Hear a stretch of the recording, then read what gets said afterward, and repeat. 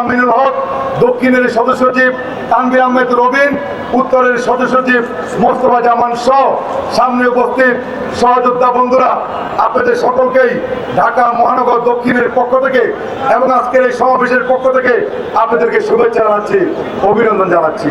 আমাদের বক্তব্য সংক্ষিপ্ত। আজকে যারা ভোলা পানিতে মাছ শিকার করছে এরা কারা, এদের পরিচয় জানতে হবে। এদের একজন হচ্ছে ভণ্ডবীর চরমনাই। এই ভণ্ডবীর চরমনাই গত 2 বছর আগেও শেখ মুজিবের নাম বলতে বলতে গলা শুকিয়ে ফেলতেন। সেই ভণ্ডবীর আজকে বাংলাদেশে মুক্তিযুদ্ধ হয়েছে। এই ভণ্ডবীর তারেক রহমানের বিরুদ্ধে কটূক্তি করছে। যেখানে ভণ্ডবীরকে পাবেন ওখানেই ওকে সাহায্য করবে। তারেক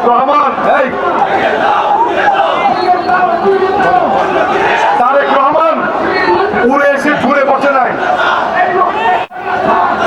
একজন স্বাধীনতার ঘোষক, একজন গণতন্ত্রের নেত্রী, ওনাদের যোগ্য সন্তান এবং এই 20 বছর এই দলকে নেতৃত্ব দিয়েছেন। আজকে তারেক রহমানের বিরুদ্ধে মিথ্যা বক্তব্য দিচ্ছে। আরেকটি দল হচ্ছে যখন বুঝতে পেরেছে বিএনপি তাদেরকে নিয়ে আর সামনে এগিয়ে যেতে চায় না, এরা হচ্ছে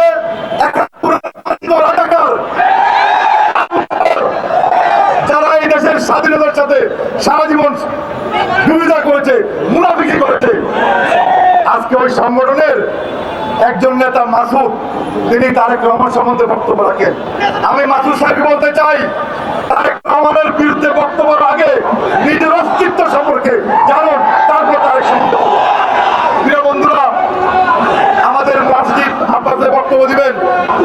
আগামী দিনে দেশের গণতন্ত্র সার্বভৌমত্ব রক্ষায় তারেক রহমানের নেতৃত্বে বিএনপি ঐক্যবদ্ধ হবে, আন্দোলন সংগ্রাম করবে, সে প্রত্যাশায় আজকের মতো বিদায় নিচ্ছি। খোদা হাফেজ। বাংলাদেশ জিন্দাবাদ। শহীদ অমর হোক দেশ, নেত্রী বেগম খালেদা জিয়া।